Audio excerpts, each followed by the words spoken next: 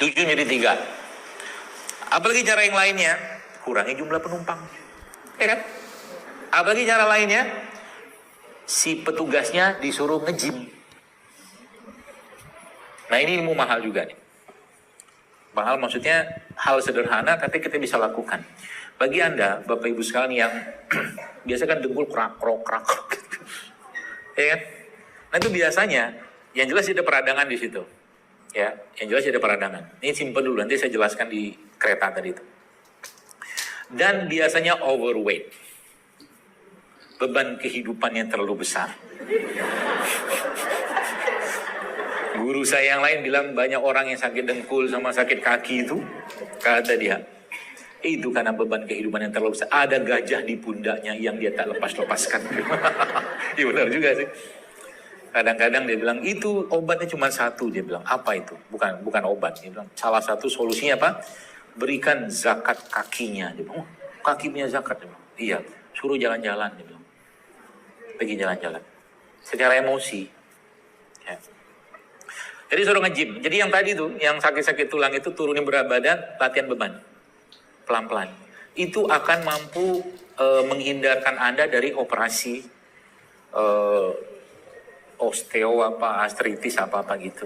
Karena kebanyakan itu terjadi karena obesitas, berat badan berlebihan, tumpuannya nggak kuat, tulang nggak kuat, otot nggak kuat. Maka di atas 40 tahun ke atas, saran saya, mulailah latihan beban. Latihan beban itu seperti apa dokter? Ini latihan beban. Oh, 3 kali, asik-asik aja kan, 50 kali, coba.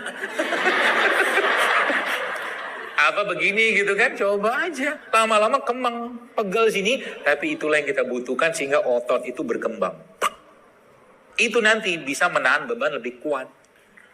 Makanya udah usia 40, sebenarnya nggak 40 pun nggak apa-apa. Saya ngelihat beberapa, sempat ada melintas di postingan saya itu, ada seorang ibu-ibu lah gitu kan, dia pakai jilbab, alhamdulillah, itu ngangkat namanya deadlift. Deadlift itu ngangkat barbel gitu kan, saya lihat kan, 20, 30, 40, 50, sampai 120, kuat ibu itu.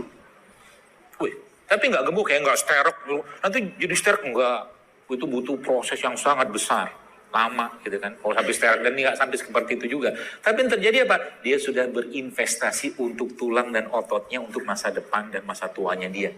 Itu poinnya. Ya, beberapa tuh yang saya lihat tuh yang bahkan ada yang mohon maaf pakai cadar juga, udah nge-gym. Ya, tentunya cari tempat-tempat gym yang syar'i.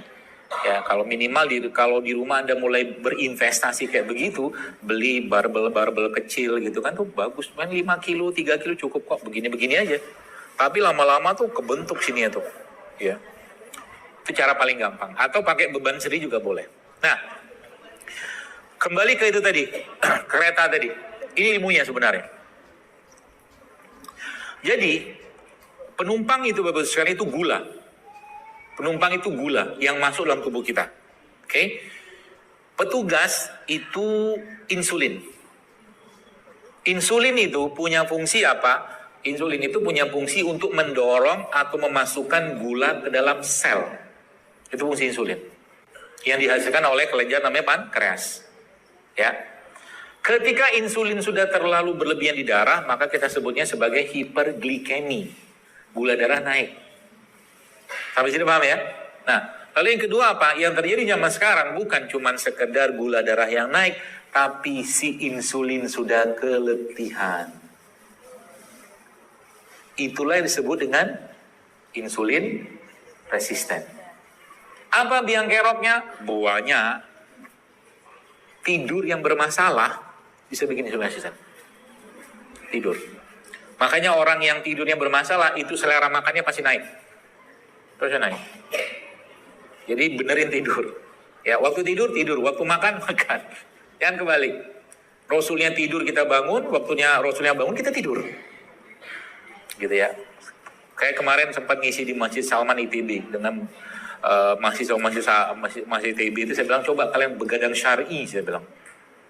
Begadang syar'i. Maksudnya apa? Mereka kan kerja, katanya kan banyak tugas-tugas apalah segala macam yang kadang mereka dari maghrib, isya sampai tengah malam ngapain, saya bilang.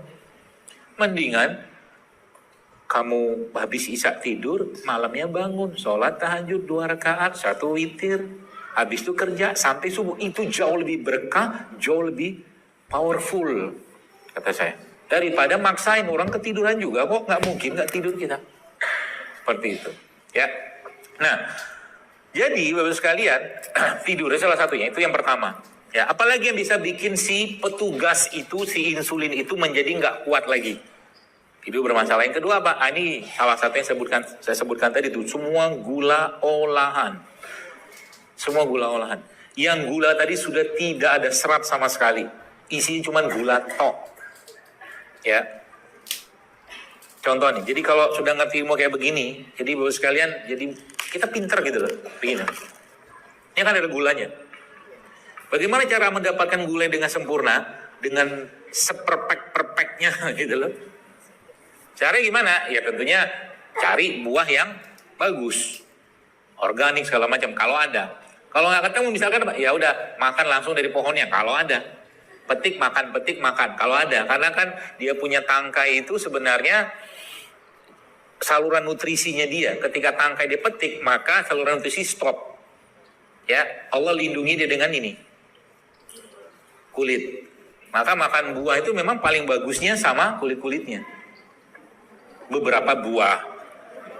Ya, jangan bayangkan yang aneh-aneh kayak durian gitu. Nanti saya gitu. Jadi makan. Tak. Tapi di sini ada gula kan? Ada gula. Kalau Anda olah, ya menjadi apa misalkan? Jus. Naik gulanya. Maka makan buah itu kalau saya pribadi jangan di jus. Wah ya. Jangan di jus, naik gula darah Anda. Kalau tiap hari ngejus, apalagi buah ini kan buah yang tinggi gula nih. Nanas kan tinggi gula. Tandanya dia tinggi gula apa? Kalau udah tinggi banget gulanya seperti ada bau alkohol, betul? Itu tinggi gula. Sama juga kayak anggur. Anggur, nanas itu buah yang tinggi gula. Ya, jadi dia kalau sudah cukup lama dia akan fermentasi, karena air ketemu gula itu secara umum ya kaidah dasarnya itu dia akan fermentasi. Ya, maka kalau makan buah begini dia jangan di blender, makan aja, gitu. Ya, jangan di jus juga. Supaya apa? Nanti tiap hari kok saya tiap hari ngejus loh. Lihat kalau Anda sudah mulai tahu ilmunya, Anda lihatinnya, mohon maaf ya. Teman-teman kita, saudara kita yang jualan jus itu, semoga nggak ada yang jual di luar. Saya kadang-kadang isi begini tuh agak khawatir aja ada yang jualan di luar. Tapi ada tapinya. Kalau belum tahu ilmunya nggak apa-apa, Anda beli aja, bagiin ke orang. Gak apa-apa, orang kan nggak tahu. Udahlah begini nih, misalkan ya, nih.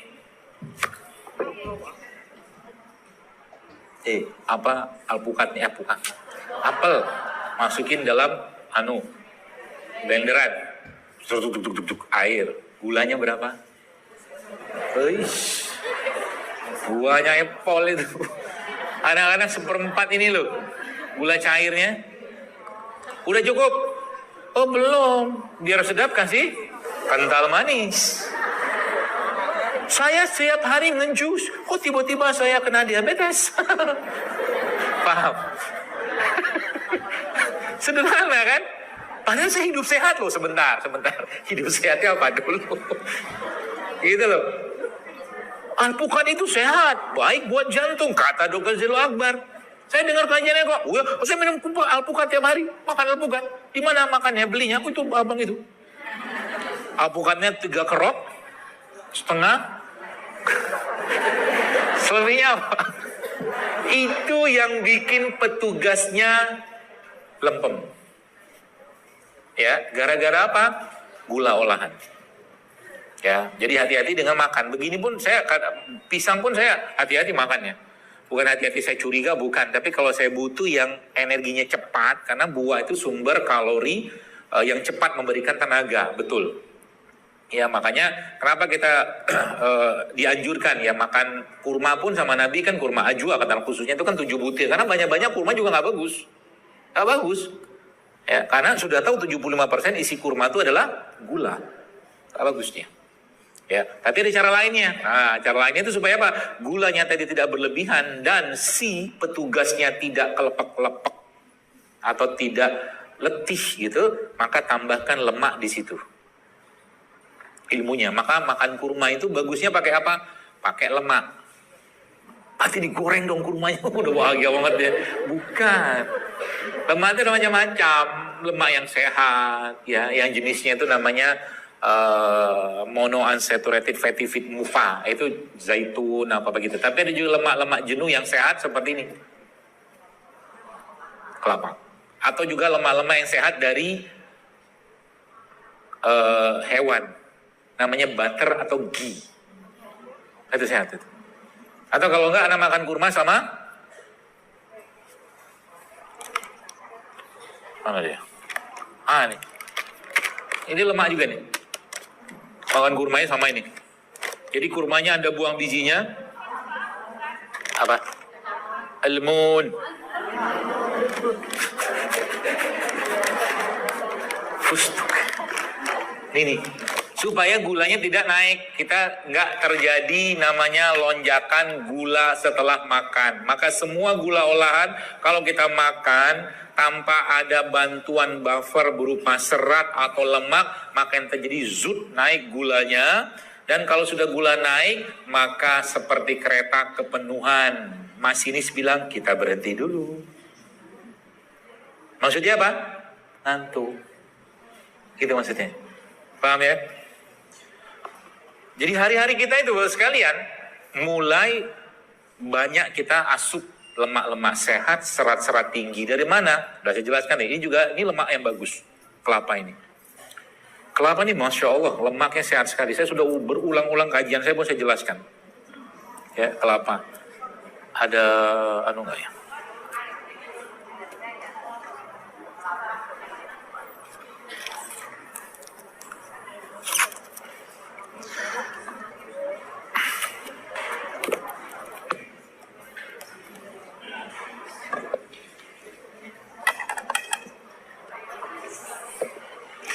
Air kelapa ini Bapak sekalian, ini air isotonik terbaik yang Allah ciptakan di Indonesia. Isotonik. Nanti browsing sendiri, googling sendiri apa itu isotonik. Tonisitasnya sama. Mau dia kelapa tua, mau kelapa muda, isotonik. Maka di zaman dulu saya pernah dapat kabar dari kakak kelas saya waktu zaman mereka masih transportasi susah ya, waktu mereka bekerja di pedesaan, pedalaman itu mereka sampai bisa ngimpus pakai air kelapa. Impus. Karena isotonik dia. Ya.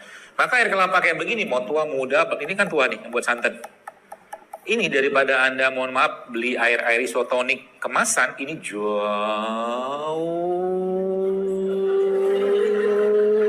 lebih baik. Panjang jauhnya? Panjang. Jauh lebih baik. Ya. Tuh. Apalagi?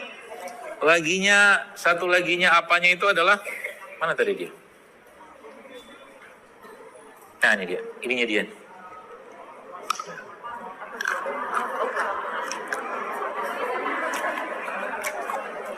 Saya tahu apa yang Anda pikirkan. Cacing kremi kan?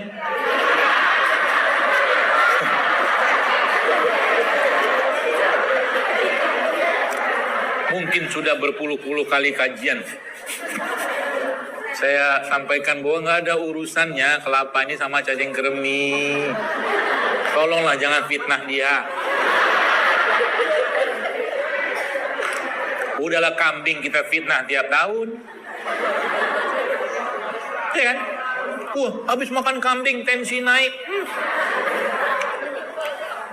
Bukan karena kambingnya. Kambing baik-baik saja.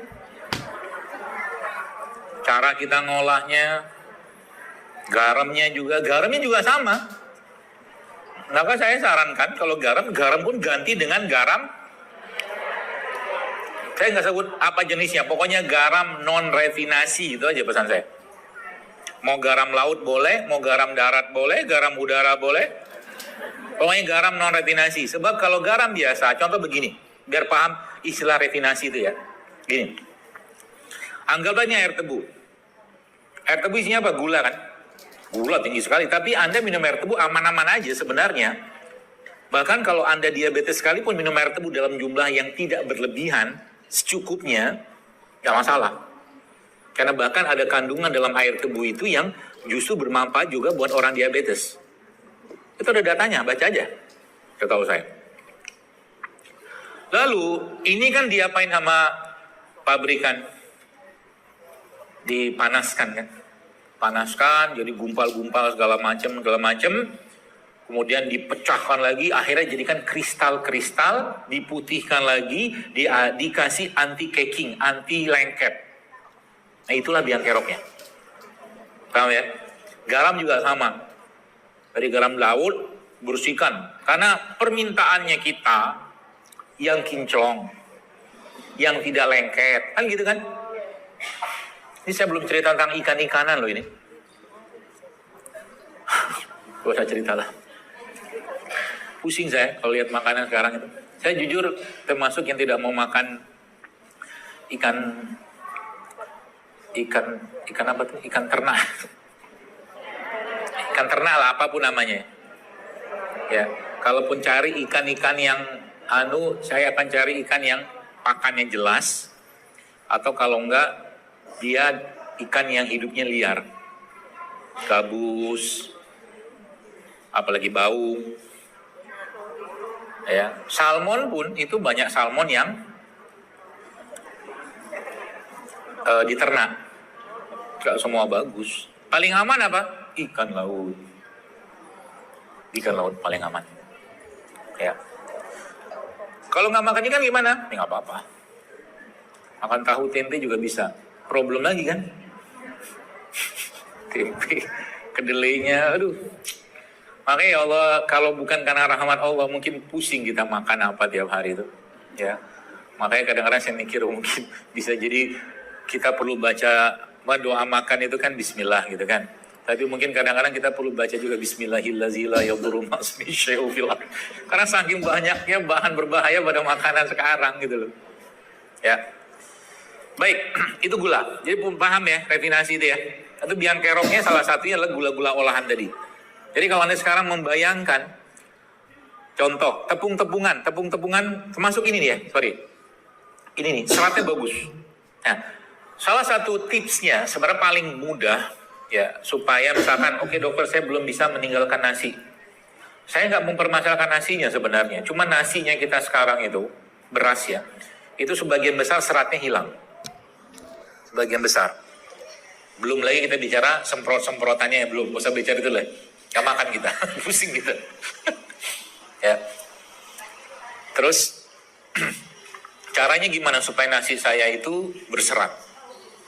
Paling gampang, ya Anda aja ini, parut kelapa ini, masukin ke dalam nasi. Berarti jadi nasi liwet dong, ya kan? Tapi masukinnya kapan? Masukinnya bukan pada saat ada airnya. Kebayang? Jadi nasi udah jadi, Anda parut, masukin ke dalam itu diaduk-aduk. Ya. Supaya tidak, nasi itu rice cooker itu sebenarnya masalah juga sebenarnya. Rice cooker. Anda tahu kenapa masalahnya kenapa? Semakin dipanaskan nasi berulang-ulang gulanya semakin naik.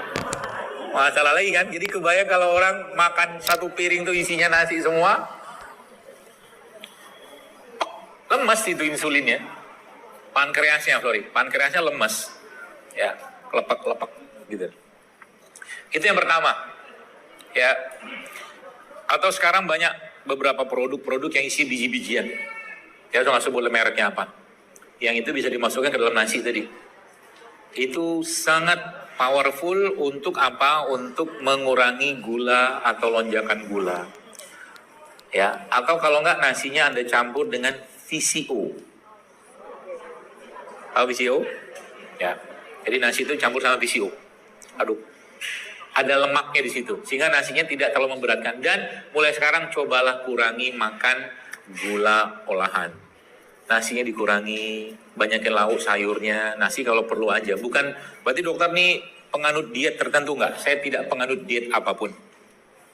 Makan aja, apalagi vegetarian. Nggak mungkin umat Islam vegetarian, karena kita harus makan kambing setiap tahun. Betul kan? Nabi kita makan kambing, jadi nggak ada ceritanya. Mau teori apapun, terserahlah. Nggak peduli, karena Nabi makan kambing. Patokan kita Nabi. Gitu ya. Itu beberapa caranya. Kemudian apa lagi yang kita bisa kerjakan supaya gula tadi tidak naik, ya, atau mungkin tidak terjadi lonjakan gula. Kan biaya karok udah tahu kan, ada nasi, kemudian tepung-tepungan. Jadi kalau Anda makan misalkan roti, tepung-tepungan itu contohnya bukan sembarang tepung ya, terigu yang saya maksud, terigu. Karena banyak tepung ya, tepung gandum ada, tepung jagung ada, tepung apa ada, tepung singkong ada, ya. Tapi intinya kalau tepungnya masih berserat bagus, maka saya dengan tim saya lah gitu kan mencoba membuat suatu roti yang tidak pakai terigu, gandum pun kita tidak pakai. Jadi tepungnya masih berserat. Apa isinya? Ada mokaf, ada sagu aren, ada tepung beras, ada tepung sorghum. Jadi bahannya 4. Kemudian kita pakai ragi sendiri, jadi roti yang buat lambung aman, ya. Karena kebanyakan masalah lambung itu juga gara-gara tadi si petugasnya kecapean, gitu ya. Nah, bisa dibuat, ya. Jadi kalau Anda sekarang sudah mulai membayangkan roti biasa, isinya apa itu? Gula semua kan? Tepung terigunya udah gula, plus ada gula di situ, plus pakai mentega. Mentega itu sehat nggak? Kalau lemaknya hewan oke. Masalah lemak-lemak sekarang banyak lemak nabati. Jadi margarin ya. Mentega itu kan dari lemak dari kelapa sawit. Beda zaman dulu, kalau orang pakai lemaknya dari susu itu sebenarnya bisa Anda pakai. Misalkan Anda punya susu kambing ya. Susu kambing itu Anda olah, Anda panaskan dengan panas yang tidak terlalu panas, nanti lama-lama dia akan keluar di atasnya buih-buihnya itu. Pernah nyobain? Itu bikin keju ya. Bikin keju, bikin butter, bikin ghee, bisa itu sendiri di rumah. Jadi nanti kalau mau di rumah mau ngegrill, pakai itu, pakai ghee, pakai butter, itu lebih sehat. Anunya juga sama, tempat masaknya, ya tempat masaknya, jangan yang kita nanti jadi manusia logam. Saya kadang-kadang kalau lihat orang makanan bikin nasi goreng itu takut saya makan. Karena itu kan yang ada di atap kita kan, aluminium itu, feng apa gitu. Kan kalau nasi goreng kan pakai itu wajannya. Semangat sekali dia. Kira-kira ada yang tergores nggak itu? Ada lah. Ini babnya sudah lain lagi. Bab cerita tentang tempat masak. Dok, saya sudah tidak pakai itu. Saya pakai teflon. Sama jeleknya itu. Teflon itu juga sudah ada. Kalau Anda baca datanya itu sudah confirm kalau dia tergores, terkupas, karsinogenik, dia penyebab atau pemicu kanker, teflon. Jadi yang paling aman apa? Gaya ibu kita zaman dulu pakai tanah liat. Paling aman itu. Kalau nggak pakai, nah nih investasi buat ibu-ibu, cuman mahal sih. Iron cast dari besi. Itu bisa bertahan 30 tahun, 50 tahun kalau perawatannya benar. Iron cast. Itu kita nggak usah bahas sekarang. Kita kembali ini aja. Baik, jadi itu gula-gula olahan ya. Jadi caranya gimana? Tadi saya jelaskan.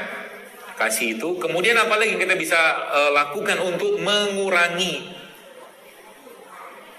keletihan si petugas ini, si pankreas ini? Perbanyakin puasa. Perbanyakin puasa. Ya, ibarat kata kereta tidak beroperasi. Ya. Yang jadi masalah sekarang bukan itu saja Bapak sekalian. Yang jadi masalah adalah begini. Gula yang berlebihan dalam tubuh kita itu, kalau kita ada satu buku lama sudah saya baca itu, judulnya Sugar Blue Syndrome apa-apalah gitu, lupa saya. Itu dijelaskan. Dia jelaskan bahwa gula pasir itu memicu lebih dari 60 bahkan 90 jenis penyakit. Gara-gara apa sebenarnya? Gara-gara si resisten tadi itu. Makanya kalau 3 bulan berakan ini dulu mulai stabil, disiplin gitu ya, kita nggak banyak berinteraksi sama dia, badan kita tuh akan reset lagi. Percaya deh, itu hal yang sederhana sekali kita bisa kerjakan. Ya, jadi makan gula itu gula-gula asli semua. Ya, tapi tetap gula is gula. Maksudnya gimana? Dokter, saya nggak, kalau sekarang bikin kopi saya tidak pakai gula pasir, tapi pakai gula aren, tetap gula. Tetap Anda harus batasin. Itu poinnya. Ya, lebih bagus Anda minum kopinya nggak usah pakai gula, biar merasakan pahitnya kehidupan. Kalau pakai robusta, kalau pakai arabica, asamnya kehidupan. Gitu ya, puasa. Nah, gula-gula ini Bapak sekalian pada laki-laki ya, kalau dia berlebihan, mohon maaf gitu, sehingga lebih banyak tumpukan lemak dalam tubuhnya tanpa dia olahraga, tanpa dia puasa, tanpa dia makan sehat segala macam, maka dia bisa mengcomfort, dia bisa mengubah hormon-hormon laki-lakinya menjadi hormon wanita. Berarti jadi lebay, jadi kayak fancy gitu, enggak juga. Cuman qawamah dia berkurang. Qawamah itu kalau bahasa ar-rijalu qawwamuna 'alan nisa kan gitu kan. Laki-laki itu jadi bahasa pemimpin itu bukan tidak cocok, tidak cocok itu diterjemahkan qawamah, karena qawamah itu inisiator, iya, eksekutor, iya, visi apa, semua dia. Satu paket komplit seorang pemimpin itu qawamah. Ya. Jadi sekarang ini kan kebaliknya. Perempuannya jadi era perempuan kalau saya bilang itu. Laki-lakinya tertindas.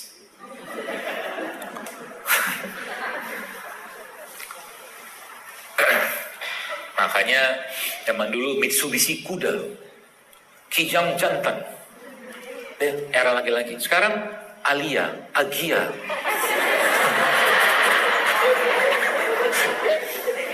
Senior. Laki-lakinya tidak tahu kemana. Oke, kalau bahasa laki-laki Quran itu Allah menggunakan 2 kata. Laki-laki itu Allah sebutkan sebagai zukuro. Zukuro itu laki-laki secara jenis kelamin. Zukuro. Tapi kalau untuk sesuatu yang memerlukan kapasitas seorang pemimpin, Allah pakai kata rijal, rujulah. Maka qawam itu, kalau pakai bahasa itu kan, rijal qawam 'alan nisa. Tidak bisa. Tidak bisa pakai zukuro. Dia cuma laki-laki doang, fisiknya. Ya. Tapi secara kapasitas dia bukan sosok qawam. Gitu. Itu panjang ceritanya itu. Baik, yang berikutnya apa cara kita untuk mengatasi itu sekalian dari puasa kan? Prolong. Nah, makanya nanti Bapak-bapak cobain. Ada 24 jam puasa, tidak makan tapi minum aja. Tapi kondisikan badan dulu ya. Kondisikan badan dulu supaya nanti badannya nggak kaget. Ya. Namanya water fasting. Water fasting itu sekalian menurut yang saya baca dari beberapa tulisan dan para ilmuwan ya, itu dia bisa nge-boost testosteron beribu-ribu %. Ya, kalau kan prinsipnya begini, tubuh itu kalau seandainya tidak ada bahan bakar atau tidak bahan bakar yang masuk bahan baku, maka dia akan menggunakan lemak kan sebagai cadangan atau sebagai bahan bakar kita. Ya, gula kalau nggak kepake dalam tubuh kita, maka dia diubah menjadi glikogen. Glikogen nggak kepake, dia akan ditumpuk jadi lemak. Nah, ketika nggak ada asupan masuk di sini, maka lemak diakses. Maka ketika lemak ini dipakai, yang terjadi dia ngebongkar semua. Itu canggihnya tubuh kita itu. Apalagi, nah nih, beberapa yang saya baca lagi-lagi itu ternyata olahraga itu paling bagus untuk nge-boost namanya lagi growth hormone itu dalam kondisi berpuasa. Puasa tuh olahraga, tapi menjelang-jelang buka aja, ya sehingga nggak kehausan kita. Itu yang terjadi apa? Growth hormone akan naiknya berkali-kali lipat. Kalau growth hormone muncul, bagus sekali yang terjadi apa? Dia akan membentuk otot. Ototnya dibangun lebih kuat lagi sama dia lebih kokoh lagi, ya seperti itu. Jadi latihan beban itu mungkin perlu Anda jadwalkan, ya. Berapa kali? 1 pekan, 3 kali. Berapa lama? Setengah jam aja cukup. Nggak bisa setengah jam, 15 menit aja cukup. Nggak bisa 15 menit, 7 menit cukup. Nggak cukup, nggak ada juga 2 menit cukup. Nggak juga Sakarut. Tubuh-tubuhmu. Kasih tahu ya nggak gelap. Gitu ya. Latihan beban. Apa aja kita dipakai? Masya Allah. Ya, seperti itu. Kemudian apa lagi yang kita bisa lakukan supaya dia tidak melonjak? Itu tadi. Ada beberapa bahan-bahan yang bisa memicu. Namanya metabolic autophagy. Metabolic autophagy itu dia bisa memicu untuk pembakaran atau cell eating. Sel-sel kita itu makan di sini, tapi sel-sel yang rusak itu kan, itu dimakan dengan apa tuh namanya, dengan apa ya? Dengan memasukkan bahan tadi lebih kuat. Intinya puasa sendiri atau melaparkan diri itu juga salah satu cara untuk memicu autofagi tadi. Tapi ada beberapa bahan yang juga punya kapasitas untuk memicu autofagi. Salah satunya nih kunyit. Kunyit ini ya dia punya kemampuan ya untuk memicu pembakaran sel-sel yang rusak dalam tubuh kita. Ya makanya kalau nanti coba kalau mau bongkar-bongkar lemak kalau bahasa saya. Jadi pagi-pagi itu Anda minum wedang, jamu, ya kunyit misalkan, kunyit, jahe, apalagi serai, paling gampang ini. Kenapa saya nggak terlalu sarankan ini? Karena ini cepat turunin gula darah. Ya, pagi-pagi gula darah kita udah turun sebenarnya. Kalau pagi-pagi pakai ini bisa keliengan kita, kayu manis. Ya. Ini kan kunyit, jahe, serai, tambahkan kan apa tadi? Lawang, macam-macam tambahin dalam jumlah tidak terlalu banyak. Pagi-pagi gitu dia bisa menstimulus pembakaran sel-sel tubuh kita yang sudah rusak tuh lebih kuat. Itu murah kan? Jadi hidup sehat tuh murah kan? Murah. Siapa bilang mahal? Ya saya nggak habis pikir kalau ada orang bilang hidup sehat tuh mahal. Mahal apanya? Modal begini doang. Bahkan saya di sekolah anak saya, ya qadarullah-nya ada Zaidul Akbar di situ yang anaknya sekolah di situ. Jadi saya di situ bikin program sama ibarat kata sama UKS-nya lah gitu kan. Jadi ada wedang-wedang gini kita bikin dalam dispenser, semua orang boleh minum. Untuk mengajarkan atau mengenalkan anak rasa-rasa ini. Ternyata Masya Allah. Ya anak-anak mulai senang gitu kan, kita kasih gula merah, gula aren gitu kan. Supaya apa? Itu, ya Allah, minuman-minuman saset itu. Serem loh itu. Pakai gula aja sudah masalah, sekarang nggak pakai gula. Pakainya pemanis buatan. Coba aja lihat. Pemanis buatan itu, bagusan jahatnya minta ampun, beneran. Bukti jahatnya apa? Ada peringatan di situ, di bawah. Coba baca. Ya, ini tuh apa yang kita mau kerjakan ini sebenarnya mau nyelamatin generasi gitu loh. Kalau nggak tuh nanti ke depan, nauzubillah min zalik ya, 20-30 tahun, mungkin 10 udah lama ini dengan kondisi sekarang pemakanan yang berlimpah gula olahan ya, berbagai macam, itu nanti akan terjadi namanya epidemic insulin resistant. Insulin resistant itu efeknya bukan cuma ke diabetes, stroke, kencing manis, darah tinggi, sampai ke kanker-kanker itu ke situ beginya. Beneran. Sayang kalau kita nggak selamatin, makanya jangan biarkan tuh anak-anak makan-makannya begituan. Kalau mau jadi kan anak soleh sih soleh gitu kan, umur 20 tahun zalik tiba-tiba kena gagal ginjal. Terjadi sekarang. Kenapa kayak saya orang masak begini ya? Kayak gitu lah. Gitu, jadi hati-hati dengan makanan. Ya. Kemudian apalagi Bu sekalian yang kita bisa lakukan supaya dia tidak naik gulanya tadi itu. Minum cuka. Cuka apa aja. Yang jelas jangan cuka dapur. Iya, karena cuka dapur itu sintetik. Dia cuma asetat doang itu. Yang saya maksud di sini adalah cuka fermentasi. Ya. Dan sudah pernah saya ajarkan cara bikinnya. Lama, namanya classic enzim. Ada dua tuh, ada eco enzim, ada satunya classic enzim. Di browsing di reelnya saya udah lama itu. Ya, itu pakai modalnya apa ini nih? Buah-buahan ini sama biji-biji sama kulit-kulitnya itu ditumpuk 2 minggu sampai ke 3 bulan. Ya, nanti dia fermentasi, cairan fermentasinya itulah yang nanti Anda campurkan ke minuman. Itu juga bermanfaat untuk apa? Untuk tadi mencegah gula darah naik setelah makan makanan olahan. Mudah kok sebenarnya. Oke, kayak nggak bisa bikin, gampang, beli cuka. Cuka apel, cuka nanas, cuka madu, apa aja cuka. Ya, caranya gimana? Gampang. Sebelah air begini, Anda campur cuka sedikit, 1 sendok, nggak usah banyak-banyak lah ya. Sendok teh cukup. Minum, aduk-aduk, airnya agak banyakin supaya nggak asem, kan asem dia. Supaya airnya terasa tawar. Ya, minum, bismillah, jangan curiga. Kenapa jangan curiga? Kalau udah curiga duluan nanti dia bereaksi ke badan kita kan. Aduh, nanti lambung saya sakit, nggak usah minum kali itu. Curiga namanya. Ya, curiga. Nah, termasuk ini tadi yang tadi ada kunyit-kunyitan tadi, termasuk kopi juga, dia bisa mengurangi sensasi pengen makan. Jadi kopi pahit ya. Mungkin sudah lihat video saya tentang itu. Gitu. Jadi cuka ada diminum. Apalagi caranya supaya kita tidak tinggi gula, makan sayur ya sebelum kita makan itu.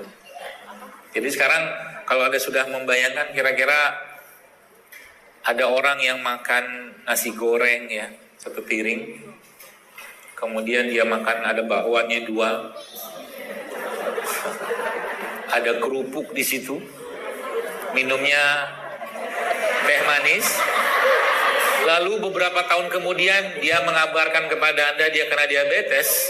Anda bilang apa? Sudah saatnya memang Anda kena. Kan nyari penyakit namanya itu. Olahraga enggak, puasa enggak, makan sehat enggak, makan isinya gula semua. Ya, cari penyakit namanya. Kamu nikmati hidup, ya nikmatilah hidup. Ada setan kok, iblis di situ yang nongkrongin kita. Enggak sesederhana itu urusan makanan itu. Ya, menurut saya dan apa saya pelajari. Jadi harus hati-hati. Jadi sayur-sayuran tuh makan dulu. Ya, sebelum kita mengkonsumsi makanan tadi. Jadi mungkin sekarang kalau berarti penggantinya supaya dia tidak tidak tinggi gula itu jenis karbonya apa? Banyak, kentang bisa, ya kan? Apalagi umbi-umbian bisa. Beras hitam boleh tapi nggak enak. Saya nggak suka. Beras merah nggak enak juga. Saya nggak suka. Ada namanya beras coklat. Jadi beras coklat itu beras yang nggak digiling sempurna sehingga masih ada pembungkus-pembungkusnya itu. Nah itu bisa Anda pakai di rumah. Jadi kalau nanti ada orang di kampung yang penggilingan padi itu, tapi sekarang yang jual banyak kok. Ya, itu bilang jangan digiling sempurna. Itu ada seratnya itu. Ya, umbi-umbian juga. Jadi salah satu kaidah yang paling sederhana yang saya sampaikan di sini adalah kurangilah karbohidrat. Ya, jadi kalau kita makan nasi goreng misalkan, supaya apa istilahnya itu, supaya tidak berat beban pankreas kita, maka makan acarnya dulu. Paham ya? Kalau bisa nasi gorengnya 2 sendok makan aja. Sisanya acar. Loh, cobain. Beneran. Saya tuh nyobain, Pak. Saya ngomong begini, saya iseng-iseng saya kerjain. Ternyata memang, tapi saya makan nasi goreng seabrek-abrek itu jelas nggak bisa. Saya di rumah kadang-kadang kalau pas pengen, saya bikin nasi goreng, ada bumbu sendiri, nasi saya sendiri, saya punya sendiri. Ya, semua saya bikin sendiri. Ya, gitu loh. Nah, itu saya makan, misalkan nasi goreng, 2 sendok, telurnya 3. Protein, ya, acarnya yang banyak, nggak usah pakai kerupuk. Kalau pakai kerupuk sekarang sudah mulai ada yang jual tuh kerupuk-kerupuk dari sorghum, non terigu, kan asik tuh. Misalkan, oke, goreng, boleh silakan goreng. Pakai apa gorengnya? Pakai minyak kelapa, gitu. Kan asik. Bubur ayam juga, bubur ayam gula nggak? Gula. Nasi kan dibikin bubur. Jadi ada yang mengatakan, seorang nutrisionis sehingga saya dikatakan bahwa cara menghindari nasi itu supaya tidak tinggi gulanya adalah dimasukin kulkas. Ya benar sih, cuma nggak enak. Jadi hasil dimasukin kulkas, didinginkan itu bagus. Ya, nggak menurunkan, nggak menaikkan gula pada nasi. Jadi kalau nasi itu dipanaskan, orang zaman dulu tuh udah bener masak nasi habis makan, kan dia masak nasi kan, lauk bikin, nasi bikin, makan habis, itu udah bener. Kita nih yang semua serba instan. Bener zaman dulu tuh, nggak ada makanan. Oh itu lauk itu dipanaskan berulang-ulang, makin tidak sehat dia. Makin tidak sehat. Jadi lauk terbaik apa? Masak habiskan, masak habiskan, masak. Nasi juga sama sebenarnya.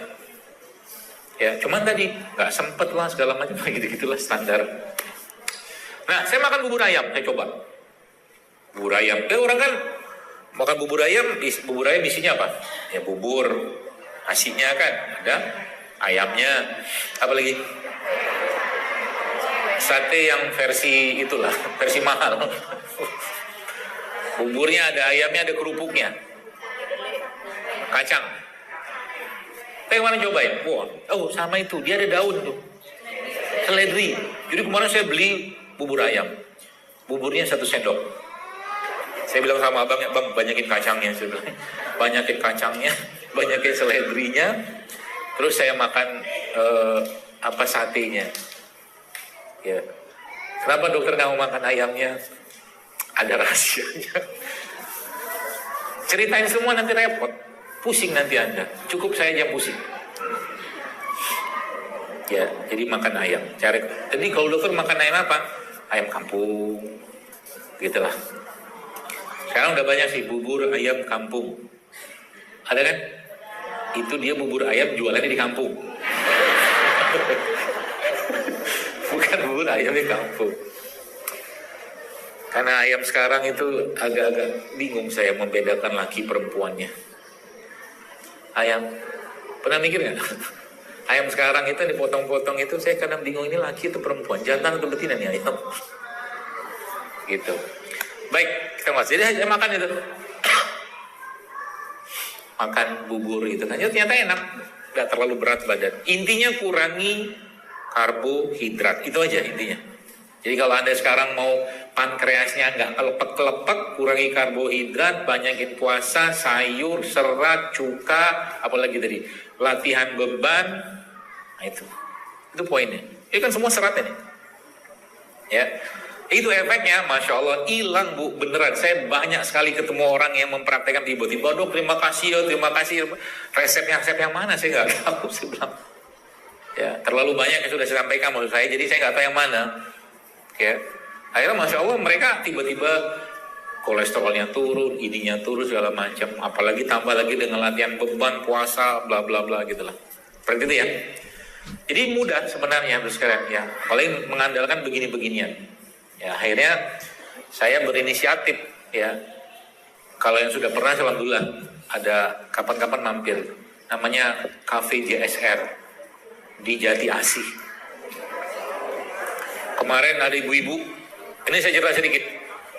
Saya suka, jadi ibu-ibu tuh dari Jambi, naik bus 30 seat. Mereka tur M to M, masjid to masjid. Dari Jambi, ibu-ibu ada 78 tahun. Oh, Bapak Akbar, saya bilang, saya salut, saya bilang. Jadi mereka tur dari Jambi itu ke Jogja, ke Bandung, ke Solo. Masjid-masjid aja. Nah, pulangnya habis tur terakhir dari masjid di Bandung itu mereka mampir ke kafe. Ya, apa yang dijual di kafe? Ya ini. Nggak ada gula, nggak ada tepung, gitu-gitu lah. Saya coba praktekkan. Ya, kapan-kapan boleh mampir. Ya, kemarin ada majelis taklim dari mana Bintaro itu juga satu bus datang ke sana. Pas saya ada, akhirnya kita ngobrol-ngobrol sedikit lah di situ. Ya. Apa pesannya buat saya berkaitan dengan ini semua? Apapun yang kita bisa lakukan untuk memberikan asupan sehat kepada masyarakat, kepada keluarga, kerjakanlah. Ya di rumah paling tidak kita mulai dulu. Gula pasirnya dikurangi, nasi putihnya dikurangi atau diganti dengan nasi yang lain. Misalkan ya, supaya apa? Jangan sampai masa usia tua kita itu masa usia tua yang berlimpah penyakit sayang. Ya, apa niatan besar kita? Ya, pas 5 menit, 2 jam kita ngobrol. Ya. Masya Allah. Apa niatan besar kita dengan ini semua? Ngapain sih dokter ribet-ribet banget ngurusin beginian? Toh mati juga. Betul kan? Iya kan? Mati juga kok. Ajal kita nggak bisa ditunda. Gimana cara jawab ini? Gampang. Pertama, kalau saya sampaikan kepada diri saya bahwa saya ingin mengembalikan jasad ini kepada Allah dalam keadaan baik sebagaimana Allah menciptakan dalam keadaan yang baik. Jangan saya kembalikan untuk titipan dalam keadaan berpenyakitan gara-gara ulah dan nafsu kita. Itu niatan terbaik menurut saya. Betul? Yang kedua apa? Ibadah-ibadah yang kita kerjakan sampai umur 60 tahun, 70 tahun katakanlah masih kita bisa kerjakan dengan sempurna. Sholat masih berdiri, haji, umroh katakanlah masih berdiri tidak pakai kursi roda. Pahalanya kan juga sempurna. Gara-gara apa? Gara-gara kita berinvestasi. Apakah pakai asuransi? Oh tidak. Asuransinya apa? Sedekah asuransinya, begini nih asuransinya, perlindungan Allah asuransinya, doa itulah maksudnya. Sehingga nanti apa? Tiap hari itu setiap hari semakin membaik sehingga nanti kita mati ketemu Allah dalam keadaan yang baik pula. Harapannya kan begitu. Tubuhnya baik, jasadnya baik, tidak menyerahkan kepada pemilik dalam keadaan berlimpah penyakit gara-gara ulahnya kita. Sayang kayak begitu. Ngapain? Ya, itu tujuannya. Jadi hidup sehat itu bagi seorang muslim itu bukan apa ya? Sekedar lifestyle, gaya hidup, oh tidak. Itu terlalu receh. Ya, maka bagi yang mohon maaf ada penyakit ya, tentunya minta petunjuk pada Allah, mudahkan ya, Allah sembuhkan, sehatkan kembali ya, sehingga nanti bisa harapannya apa? Harapannya misalkan yang sekarang sholatnya duduk, sekarang bisa berdiri. Tidak ada yang sulit buat Allah asal kita mau aja. Ya, seperti itu. Baik, saya kira mungkin itu, mudah-mudahan pesan-pesannya didapatkan semua. Dan semoga yang sakit Allah sehatkan, dan semoga yang sehat makin sehat, dan semoga yang sehat tadi semakin membuatnya taat kepada Allah Subhanahu wa Ta'ala. Dan yang paling penting kita berdoa memohon kepada Allah agar waktu terakhir kita hidup di dunia ini adalah waktu yang penuh dengan kebaikan, rahmat Allah, dan kita diwafatkan Allah dalam husnul khotimah, dan kita dikumpulkan lagi dengan orang-orang soleh, ya, para nabi, rasul, ya, bapak ibu kita, kakek nenek kita, dan orang-orang yang kita di surganya firdausnya Allah tanpa hisab dan tanpa azab, insyaallah. Saya kira mungkin cukup ya, sudah jam 11. Nggak usah ada pertanyaan. Belum tentu juga saya bisa jawab. Tapi tidak apa-apa lah, satu aja. Bapak aja ya. Mau bertanya.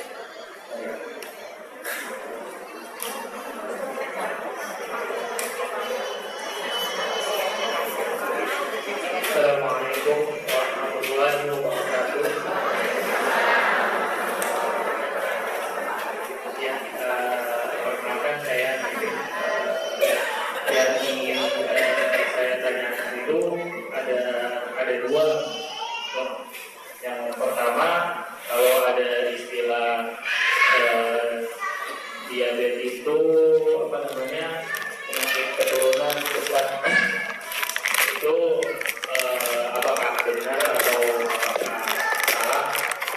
Yang kedua itu yang saya mau tanyakan itu tentang ketika orang yang sudah tua itu kadang-kadang kan dokter itu pasti ngasih antibiotik tuh.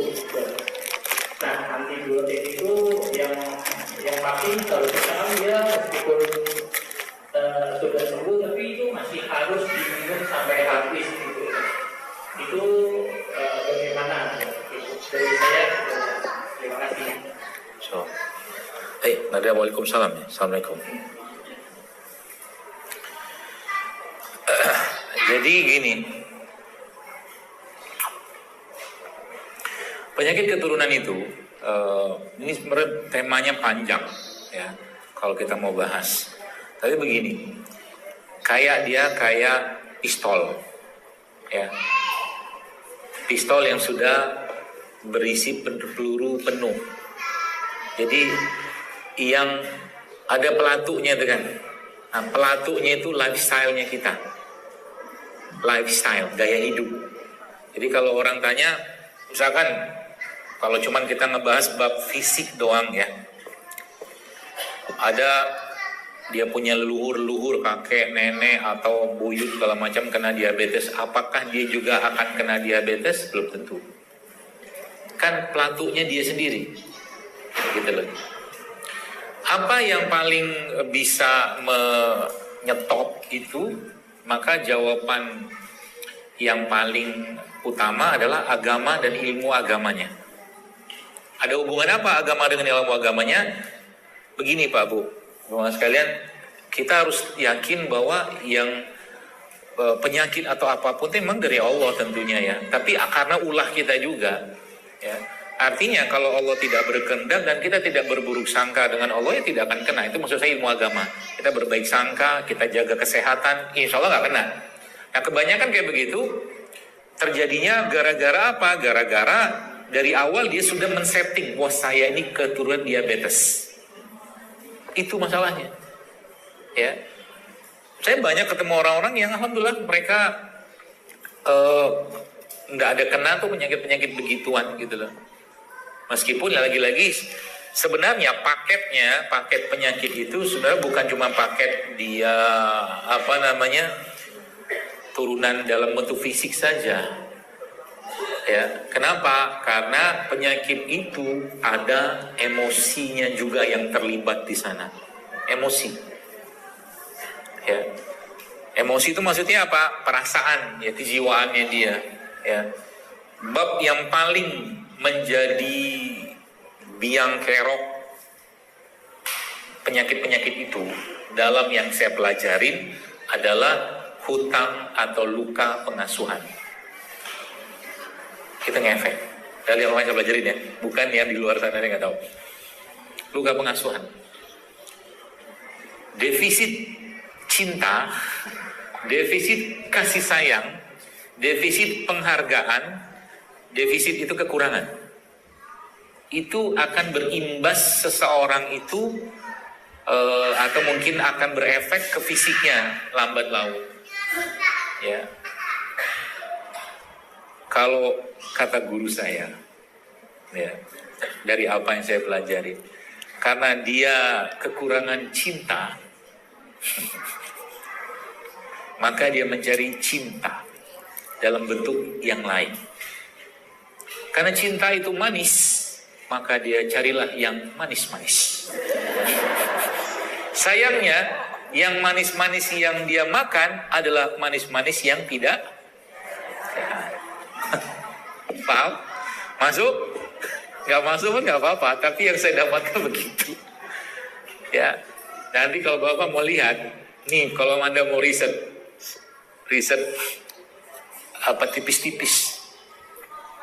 Orang yang satu keluarga kena kanker, kena apa, stroke, kena diabetes, kena apa, autoimun itu, coba cari benang merah emosi, perasaan, luka pengasuhan itu sama itu. Sama. Gak mungkin gak. Karena kita nih, Anda dapat paketan dari orang tua. Paket gen hidung. Jadi hidung kayak begini. Orang tua leluhur kan. Paket gen kuping jadi kayak begini. Tapi apakah paket emosinya orang tua juga kita dapatkan? Dapat lah. Orang tua juga mewariskan emosi. Dalam bentuk gen itu punya emosi juga, ya, yang diwariskan kepada kita. Apa? Gen nggak percaya diri bisa? Ada. Makanya itu sebab dalam Islam ini mungkin pandangan saya. Itu sebabnya kita tidak dianjurkan untuk menikah dengan orang yang tidak selevel. Nanti akan ada penindasan di situ jika tidak ada pegangan agama. Suami yang kedudukannya lebih tinggi, dia akan menindas istrinya. Atau sebaliknya, istri yang kedudukan lebih tinggi, sosial, harta, jabatan, dia akan menindas suaminya. Penindasan itu kalau sudah ada bakat penindasan dari gen bapak ibunya atau keturunannya, maka dia akan tertindas. Tapi sudah paham? Mudah-mudahan paham. Ini panjang ceritanya Pak. Yang jelas bahasa singkatnya, triggernya tadi aja. Ya, sesatnya kita tanda kutip dalam urusan makanan tadi kalau babnya diabetes itu tidak lain insulin resisten, tidak lain. Tapi kalau mau sedikit lebih dalam, cari nih pasti ada emosi di situ terlibat, nggak mungkin nggak. Itu saya dapatkan, ya, merasa tertindas, terzolimi, tidak dihargai. Itu babnya atau paket itu satu sebenarnya, nggak mungkin nggak. Ya, makanya paling susah jaga hati. Ya, penyakit itu karena memang dasar saya mengatakan ini sebenarnya apa? Dasarnya dari sabda Nabi SAW. Apa kata Nabi SAW? Iza sholahat sholahat jasada kulluh, kata Nabi. Kalau hatinya baik, maka baiklah semua. Kalau hatinya rusak, rusaklah semua. Kan gitu. Berarti panglimanya, rajanya hati itu, kolbu itu. Dan kalaulah itu diinterpretasikan dan beberapa ulama menyebutkan itu jantung, maka kata kuncinya jantung. Karena jantung itu paling sensitif dengan sesuatu yang sifatnya emosional. Ya. Dan dia berefek ke semua organ. Stres mau ujian, tiba-tiba dia diare, mencret-mencret. Ya kan? Begitu perasaannya, makanya dikontrol terus. Ya, itu sebabnya kalau masuk di sini bab ketenangan segala macam, Allah tuh menjelaskan dalam Al-Quran kan ketenangan itu bukan sesuatu yang kita dapatkan. Sesuatu yang bukan kita dapatkan, tapi dia diturunkan. Kalau kita baca dalam surat Al-Fat itu huwallazi anzala sakinah. Anzala sakinah itu kan diturunkan. Allah menurunkan ketenangan. Kita butuh ketenangan, mengerjakan apapun harus tenang segala macam dan jangan was-was. Karena penyakit hati itu jauh lebih apa? Jauh lebih kuat efeknya daripada penyakit raga. Kenapa saya mengatakan ini? Atau apa dasar saya mengatakan ini? Baca aja surat An-Nas. Untuk urusan kejahatan eksternal di surat, berapa kali kita minta perlindungan kepada Allah? 3. Qul a'udzu birabbin nas, malikin nas, ilahin nas. Untuk urusan waswasil khannas. Itu maksudnya. Jadi penyakit ini tuh justru malah jauh lebih bahaya. Curiga itu bisa berwujud menjadi penyakit fisik sebenarnya. Curiga, dendam, kebencian. Pokoknya Nabi sebutkan itu, pesan saya baik-baik. Jangan curiga sama orang. Jangan benci sama orang, jangan dendam sama orang, jangan hasad luar biasa sama orang karena itu akan ngefek ke diri kita sendiri, beneran. Jangan merasa kita hina, nggak boleh, nggak boleh. Ya, karena balik-balik ke kita sendiri. Ya, sedih berlebihan pun nggak boleh, nggak boleh. Takut berlebihan nggak boleh, ginjalnya kena nanti. Begitu babnya. Cukup ya, jam 11. Mudah-mudahan bermanfaat. Ini ada nanti panitia bagi. Ini sebenarnya bukan ramuan, ini buatan saya sendiri, buatan saya dan tim saya. Jadi ini sebenarnya isinya apa? Bekatul. Bekatul itu kulit arinya beras. Ya. Jadi ini sebenarnya salah satu, jadi dia serbuk ya, nanti Anda campurkan dengan air panas ya, itu diminum. Kasih madu boleh, nggak kasih madu boleh, sudah dicampurkan sedikit sama gula aren dan beberapa formula yang lain. Fungsinya apa? Menenangkan lambung, pencernaan, semua segala macam. Di mana bisa didapatkan? Nantilah kapan-kapan saya jelaskan. Ini trial dulu. Tapi saya tadi malam minum 2. Enak sih. Lambung juga enak. Bahkan yang diare pun minumnya enak. Ya, kita campur dengan namanya kolagen peptide, semacam lah. Campur-campur gitu. Jadi bahasa yang saya sampaikan tadi itu sebenarnya saya terjemahkan salah satu dengan ini. Tadi bagian aja. Tadi ya, dibagiin. Jangan berebut. Gitu. Baik, saya kira mungkin cukup yang bisa saya sampaikan. Mudah-mudahan bermanfaat sekali lagi dan semoga apa yang saya sampaikan ini bisa diamalkan. Ya, karena sebaik-baik ilmu adalah ilmu yang diamalkan. Ya, jadi kita semua nanti pelan-pelan ya, mudah-mudahan Allah sehatkan kita menyadari bahwa ternyata tubuh kita ini amanah dari Allah, sehingga tiap hari itu kita mengkonsumsi yang sehat. Sekali-sekali cheating nggak apa-apa lah, 20% lah, saya jangan sering-sering ya, tapi cheatingnya juga cheating yang cerdas ya, jangan ngawur cheatingnya ya. Saya kira mungkin itu segala kebaikan dan kebenaran tentunya dari Allah Subhanahu Wa Taala, segala kekurangan dan kesalahan dari saya pribadi kita tutup saja dengan doa keperluan majelis. Subhanakallah wa bihamdika asyhadu an la ilaha illa anta astaghfiruka wa atubu ilaik. Assalamualaikum warahmatullahi wabarakatuh.